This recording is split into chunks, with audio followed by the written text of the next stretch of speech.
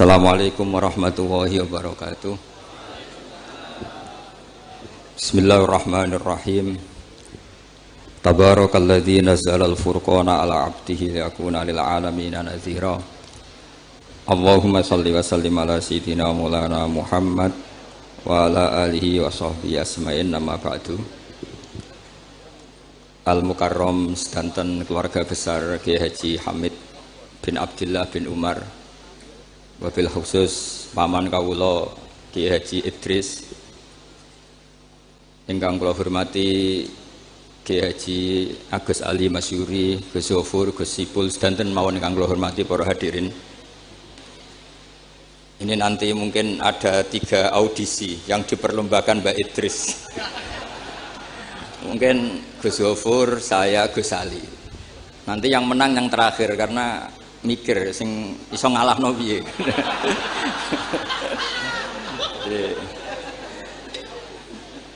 Yang kasihan Gus Zofur karena pertama, jadi saya bisa gasap ilmunya nanti. Begini, kecil saya itu sering sowan Pak Hamid karena memang sepupu mbah saya. Dalam catatan nasab mbah saya kandung namanya Fatimah binti Kholik bin Umar. Tapi sepuh-sepuh namanya ndak Kholik tapi Idris. Kayak Mbah Hamid ini nama kecilnya itu Abdul Mukti. Jadi di keluarga saya biasa ganti nama. Dulu kecil saya orang manggil Udin, jadi kok bakul bakso. Lama-lama setelah agak-agak alim tuh Mbah Mun manggil saya itu Bahauwah dulu. Saya pernah diganti Mbah Mun Bahauwah. Lama-lama mungkin terlalu sakral, terus tengah-tengah itu Bahaudin. Begini, dulu saya pernah cita-cita jadi wali karena punya penambah wali. Karena kecil saya itu sering dijak sowan Pak Hamid. Setelah agak besar kok prosedurnya kok agak sulit gitu. Terus jadi tidak ingin. Tapi tadi kata Gus Zofur, sementing pernah nempati tempat yang dipakai wali. Tempat ini pernah dipakai Pak Hamid. Insya Allah nasib kita kayak Nabi Zakaria, karena takbirnya hunalika, di tempat itu. Begini, jadi saya akhirnya nekuni ilmu itu di sarang. Yang jelas begini, sebelum hadirin tahu banyak, tradisi keluarga saya itu menghafal Quran. Dulu bapak saya Kiai Haji Nur Salim Al-Hafidh, setiap kesini itu diminta Mbah Hamid baca Quran di kamarnya.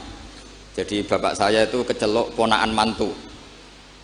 Saya dengan Mbah Hamid itu nasibnya sama. Jadi Mbah Umar itu punya istri namanya Maimunah, itu mbak kandungnya Mbah Bedowi. Sama seperti Mas Arwani, semua yang di sini itu keluarga semua, keluarga Lasem. Tapi ke sini tidak penjajah karena Mbah Kuseri ya sudah di sini. Tidak kok terjun bebas, tidak ada yang bawa itu. Saya teruskan, cita-cita kecil saya itu ingin jadi wali. Lama-lama kok syaratnya itu repot tuh. Karena idola saya itu Mbah Hamid Pasuruan, kebetulan wali yang jalur sulit. Kalau wali jalur jadab itu gampang, ibu-ibu rada aneh-aneh itu clear sudah. Itu lebih gampang. Itu. Tapi Mbah Hamid ini kan ma'ruf bil ilmi karena beliau pernah ngaji di Mbah Khalil Harun di Kasingan, tapi gak lama. Yang paling lama di Mbah Dimyati Termas. Beliau lama sekali ngaji di Mbah Dimyati Termas, bareng Mbah Ali Maksum, bareng Mbah saya, Mbah Sidik, terus bareng banyak. Kita tahu Mbah Dimyati Termas adalah adik kandung Kiai Mahfud At-Turmusi. Kiai Mahfud bin Abdullah bin Abdul Manan. Abdul Manan ini adalah awaluman lazama min ahli Jawa, mulazamah di Sayyid Az-Zabidi, Sahibul Ithaf, yang mengarang kitab Ithafus Sadat Al-Muttaqin. Itu murid mulazimnya itu orang Jawa, namanya Abdul Manan. Terus beliau punya anak namanya Abdullah, punya anak Mbah Mahfud, yang pada akhirnya jadi gurunya Mbah Hasyim Asy'ari. Mbah Mahfud ketika di Jawa, memang cerita wali itu syaratnya harus cerita grup. Ada grup WA wali itu ada, mulai dulu itu ada. Jadi wali itu syaratnya harus punya grup. Karena untuk legalitas wali itu harus disahkan wali. Nggak boleh wali diangkat Menteri Agama, Gus ya. Nggak boleh, Gus. Nggak boleh, kata beliau nggak boleh wali diangkat Menteri Agama. yang ngangkat harus ketua wali. Ini Gus Ali seneng kalau nggak boleh. Jadi harus punya grup. Kenapa harus punya grup?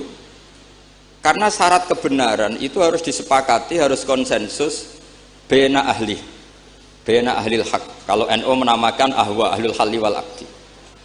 Kenapa demikian? Ada standarnya.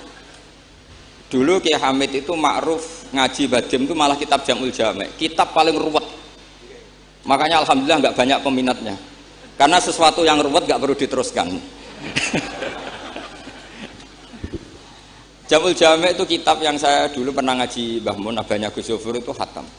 Itu ngaji itu lama sekali karena memang nggak bisa cepet-cepet karena memang harus mikir. Setelah saya ngaji Jamul Jami', ngaji Lubil Usul, karena Kiai Mahfud itu al-usuli. Nah ini kaitannya dengan kewalian Mbah Hamid. Nanti kamu bisa daftar lewat jalur ini, jalur saya ini nanti. Kitab Usul Fiqh adalah sebetulnya kitab yang memudahkan kita jadi wali. Meskipun pelajarannya susahnya minta ampun.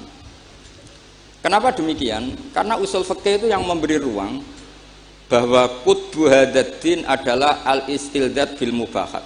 Pada akhirnya poros utama agama ini adalah orang-orang soleh itu nikmati ma'abahahu, sesuatu yang dibolehkan Allah Subhanahu wa taala. Saya dulu ya janggal, Mbah Mun itu kalau ketemu bapak saya itu ya guyon terus. Kiai Hamid di Lasem sama Singat kalau ketemu keluarganya sering guyon di ruang tengah itu di Pondok Fakhriyah. Karena mbah saya itu sepupu beliau.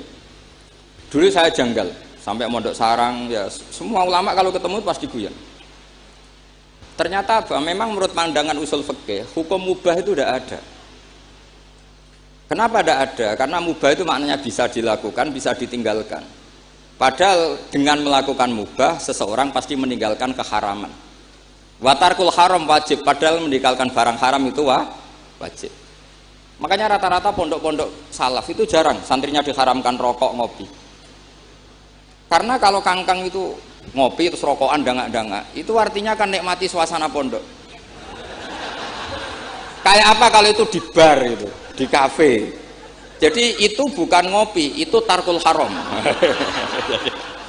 Nah, ini saya mohon yang kangkang kecil-kecil jadi wali lewat itu saja.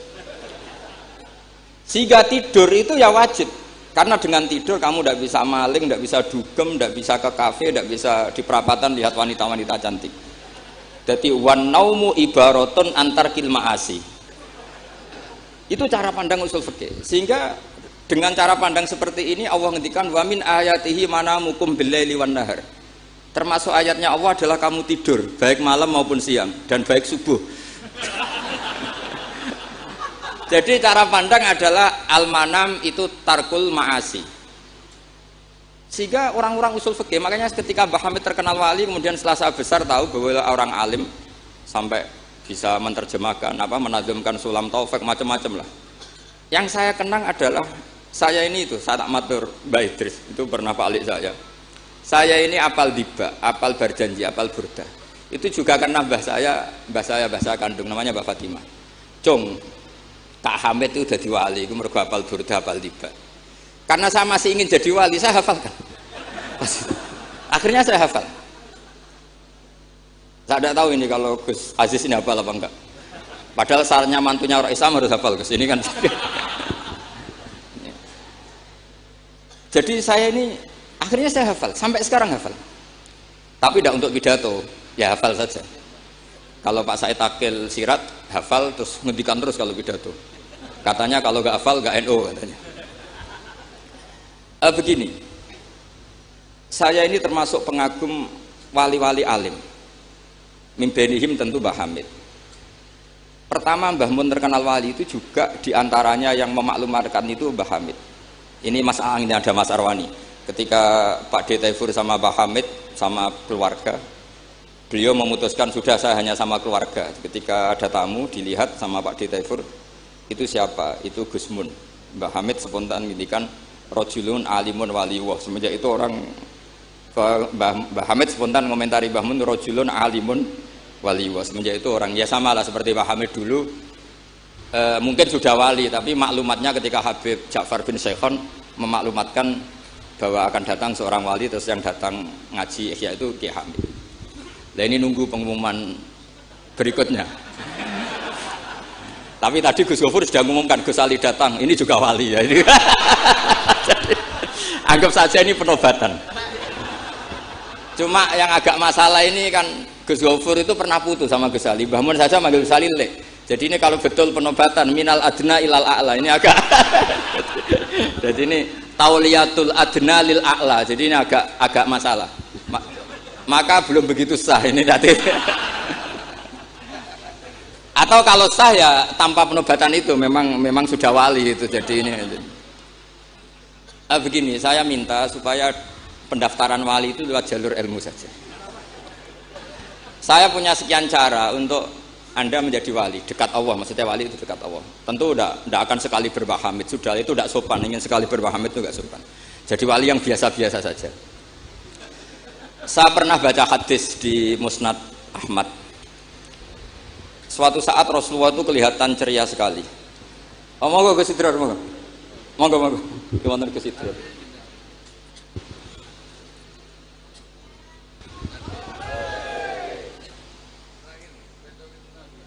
Monggo. Saya teruskan. Saya itu punya tradisi kalau ngaji itu tak takriri, termasuk ikhya. Itu juga karena saya dengar kabar setelah Pak Hamid ditermas, kitab yang beliau ji dengan Habib Ja'far bin Syekhon itu ikhya. Tentu ngajinya Pak Hamid jangan bayangkan kayak kangkang, dia ini maknani terus nulis itu boten. Ini sudah muqabalah apa? Sudah perbandingan, bukan ngaji istifadah ndak. Begini. Yang memudahkan kita jadi wali adalah logika kita atau pikiran kita atau mindset kita itu ngikuti apa yang pernah digariskan Rasulullah SAW. Dan Anda jika melakukan itu pasti wali. Kenapa demikian? Karena begini teks hadisnya. Suatu saat Nabi itu kelihatan senang sekali, terus beliau ngendikan, ini ada di Musnad Ahmad. Absyiru ma'asyiral muslimin, innallaha ta'ala qad fatahalakum baban minas sama. Yaqulu absyiru ma'asyiral muslimin. Wahai orang-orang Islam, kamu harus senang. Karena innallaha ta'ala yubahi bikum al-malaika. Allah membanggakan kalian kepada para malaikat. Kira-kira orang dibanggakan Allah itu wali apa enggak? Wali. Yaitu bahwa hadhil ummah, kata Allah, umat ini, umatnya Rasulullah SAW itu berstatus addu faridotan wantadzoru ukhra. Umatnya Nabi adalah umat yang sudah melakukan subuh terus nunggu datangnya zuhur. Setelah zuhur dilakukan nunggu datangnya asar begitu. Maka ketika Rasulullah SAW memuji hadil ummah, ini jalur wali lewat ilmu, itu umat ini distatuskan oleh Rasulullah itu apa?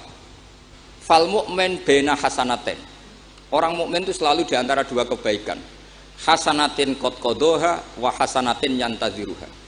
Selalu dalam kebaikan yang sudah dilakukan, kayak tadi kita sholat subuh, kemudian kita menunggu sholat zuhur. Sehingga setiap saat kita mati, status kita adalah penunggu kebaikan. Jadi ini penting saya utarakan supaya orang mukmin selalu melakukan kebaikan dan menunggu akan melakukan kebaikan lagi.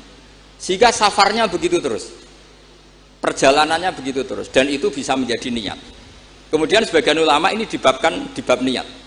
Kenapa orang di surga selamanya padahal amalnya berdurasi, amalnya terbatas.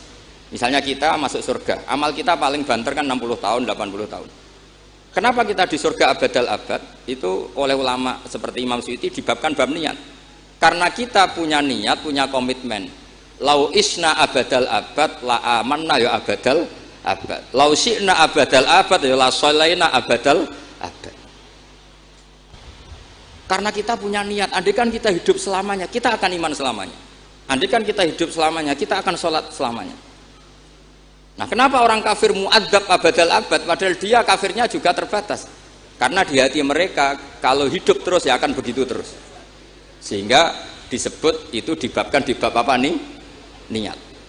Nah, orang mukmin barokahnya ada istafet tadi, habis subuh ingin asar, duhur ingin asar.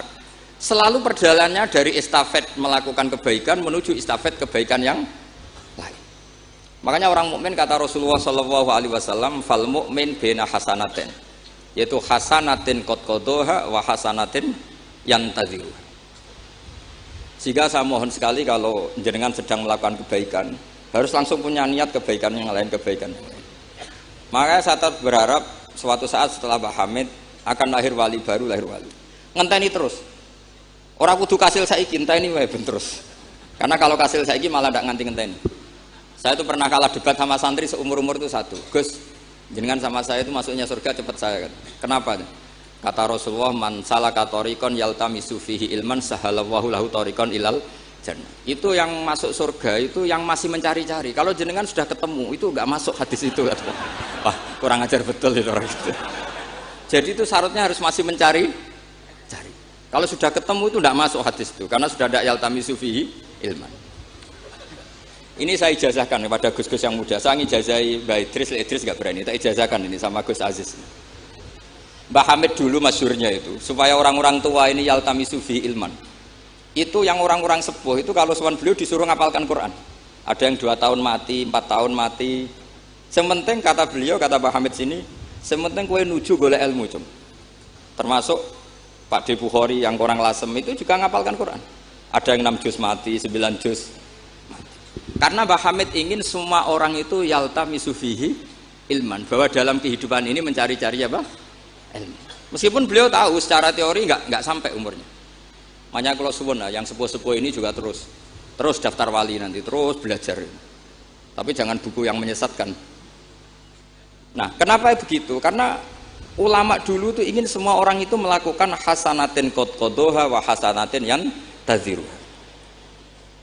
Tapi Rasulullah karena tahu kalau orang terlalu kepedean itu masalah. Terus Nabi juga ngendikan wal mu'min baina makhofaten. Orang mukmin dalam ketakutan dua. Yaitu baina ajalin qad madha la yadri mawahu qadin fihi mawahu saniun fihi wa baina ajalin qad baqiya la yadri mawahu qadin fihi. Itu betapa Rasulullah itu jami'ul kalim, orang yang kalau ngendikan itu mudah difahami. Tapi kamu jangan selalu gembira, kamu itu punya dua ketakutan, dihimpit dua ketakutan, yaitu ketakutan masa lalu kamu yang kamu tidak tahu Allah akan memperlakukan kamu kayak apa. Dan ajal yang akan datang, kamu juga gak pernah tahu nanti kamu diperlakukan Allah kayak apa. Makanya terus ulama-ulama kalau ngarang itu biasanya dibabkan kitabul khaufi war roja. Jadi rojaknya karena al-mu'min baina hasanatin, yaitu hasanatin qad qadoha wa hasanatin yantaziruha. Tapi juga al-mu'min baina makhofatin, baina ajalin qad madha la yadri mawahu saniun fihi wa baina ajalin qad baqiya la yadri mawahu qadin fihi. Sehingga orang Islam semuanya stabil, ada khauf, ada kerja. Dan itu lagi-lagi di kitab Ihya, kitab yang dimulazamai Mbah Mun, dimulazamai Mbah Hamid. Saya sampai sekarang masih terus belajar Ihya. Nak ra iso yang ngerpek. Saya sampai sekarang masih ngerpek kitab Ithaf itu. Karena saya punya Ihya itu 4 kalau nggak 5. Cetakan Toha Putra, DKI, Darul Hadis Al-Qahirah. Saya biasanya kalau kitab induk punya sampai 4 sampai 5.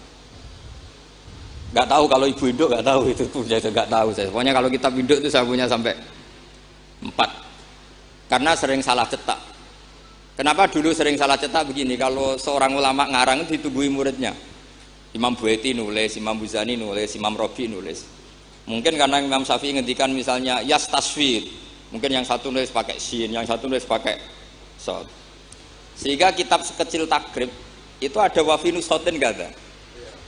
Nah, karena kalau sekarang kan enggak di komputer kalau masternya sama ya sama. Terus kalau dulu enggak, wafi ba'din nusah kada, wafi nusotin kada, karena muridnya beda. Problemnya ya nanti kalau muridnya pas geloyor ya enggak karu-karuan. Makanya ada sanad, salah petik itu jadi mati. Ada santri yang enggak pati ngalim, kitabnya dia itu Hayatun Sauda Dawaun min Kulida. Jadi kelebihan titik. Akhirnya dia cari ular hitam, khayah itu mana nih ular, sauda itu hitam, dawaun min kulida, penyembuh dari segala penyakit. Karena kitabnya pakai titik 2, dia cari ular hitam, kebetulan itu kobra. Ya dipatok mati. Ya sembuh betul, tidak sakit lagi. Ya. Ya dia kitabnya dia itu khayatun sauda. Padahal yang benar itu habbatun sauda. Jadi kalau salah titik itu resikonya seperti itu. Jadi habbatun sauda, kitabnya dia hayatun sauda. Nah berikutnya ini mungkin yang terakhir, ini trik jadi wali. Yang mintorikil ilm, seorang lagi mintorikil ilmi. Banyak kitab menjelaskan bahwa Abu Yazid Al-Bustami itu tanya, ya Allah, orang sehebat saya itu siapa? Karena beliau itu ahli ibadah.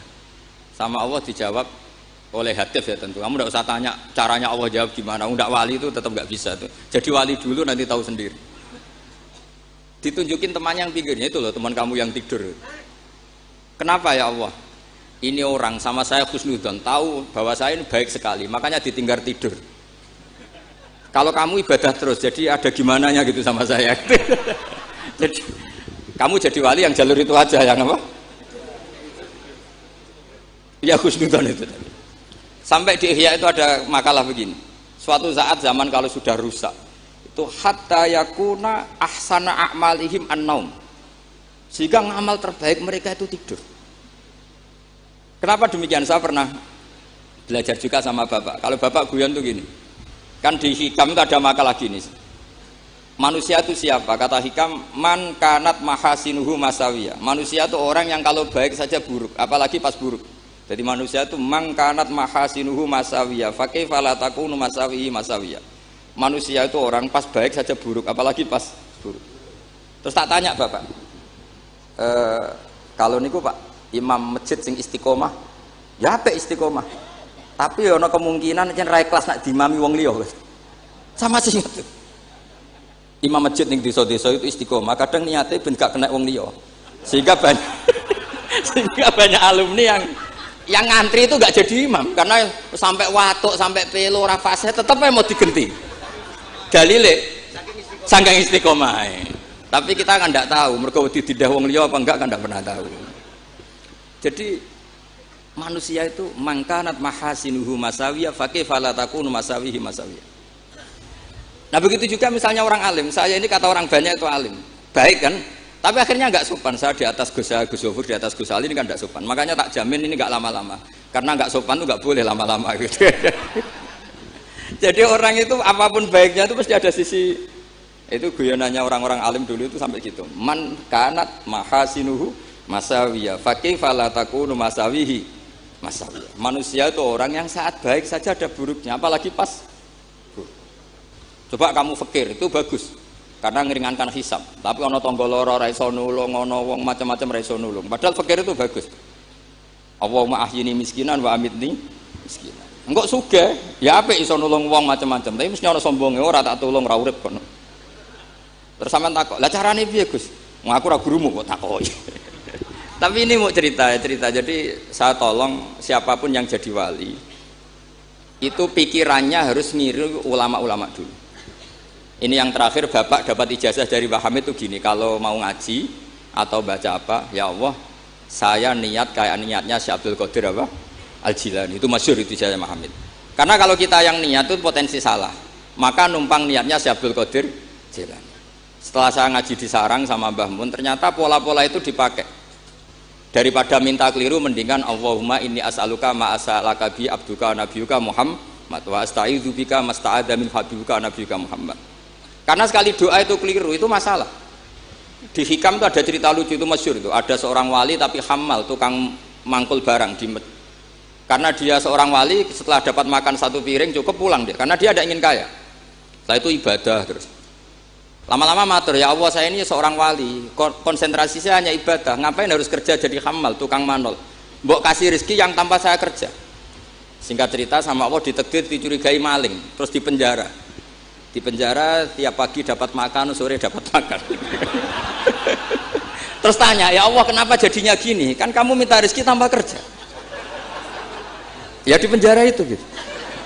Nah, makanya semenjak itu wali-wali itu nggak berani doa karena sekali salah itu masalah. Termasuk doa minta jadi wali itu efeknya punya istri cerewet kata Gus Zofur. Karena itu satu paket katanya. Jadi wali tadi saya bikin 3 tip, Gus Zofur juga tipnya lebih keras lagi. Syaratnya harus punya istri apa tadi? Cerewet. Ya wassalamualaikum.